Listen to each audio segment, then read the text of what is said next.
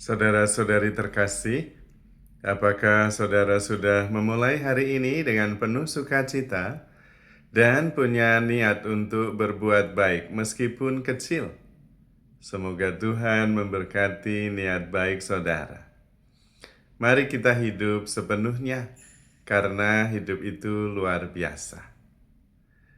Sebetulnya Tuhan ketika menciptakan kita, Tuhan mempunyai mimpi, punya impian akan apa yang sedang Dia ciptakan.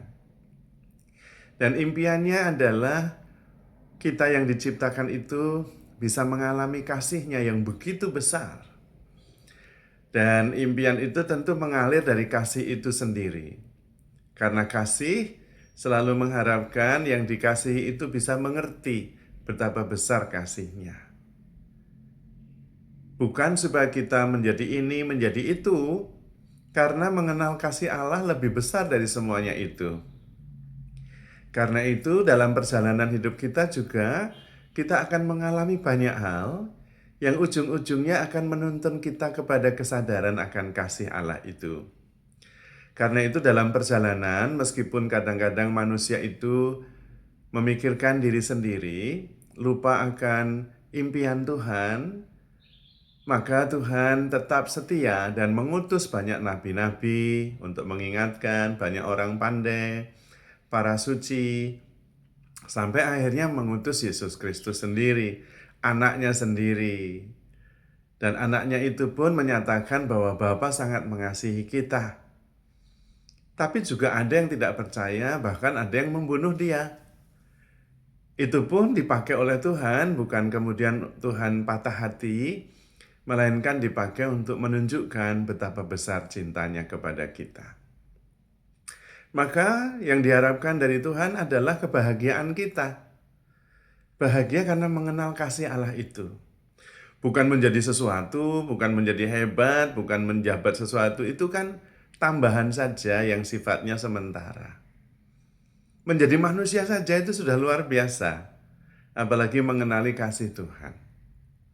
Maka kita diajak, diarahkan untuk mengalami bagaimana Allah begitu mengasihi kita setiap saat, setiap hari. Dan dengan mencintai, dengan mengasihi, kita mengenal Allah, kita di dalam Allah, karena Allah adalah kasih itu. Dan dengan setia mengasihi, kita juga menemukan kebahagiaan kita. Halangannya cuma satu, yaitu kita tidak mengalaminya, tetapi memikirkannya terus. Padahal tidak harus dipikirkan, tetapi dialami, dirasakan, lalu hidup di dalam kasih. Karena ketika kita tidak mengalami, kita tidak mencintai. Karena cinta itu sebetulnya adalah I am here for you. Nah kalau tidak here, di sini tetapi pikirannya kemana-mana, di sini tetapi malah memikirkannya, maka kita tidak mengalaminya. Dan itu berarti tidak I am here for you. Saya tidak di sini untukmu, tetapi di sini untuk menghakimi, untuk menilai, untuk kemudian mengendalikan. Karena kemudian hasil dari penilaian itu baik dan buruk sesuai dengan cara kita dibesarkan. Padahal Tuhan mengatakan jangan menghakimi. Dan perintahnya adalah satu saja, yaitu mengasihi. Inilah perintahku supaya kalian semua mengasihi. Maka dengan mengasihi itu sebetulnya kita menemukan arah dan tujuan hidup kita. Kita bisa mewujudkan mimpi Tuhan, yaitu mengenal kasih-Nya yang luar biasa dan kemudian hidup di dalam kasih itu.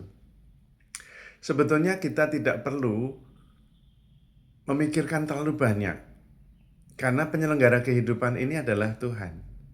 Dan Tuhan pasti memberi yang baik. Dan kita diberi intelijensia, bukan hanya pikiran, untuk bisa hidup dengan baik. Survival saja tidak cukup. Karena survival itu hanya masalah supaya tetap hidup. Kita perlu juga bahagia dan mengenal kasih. Itu beyond survival.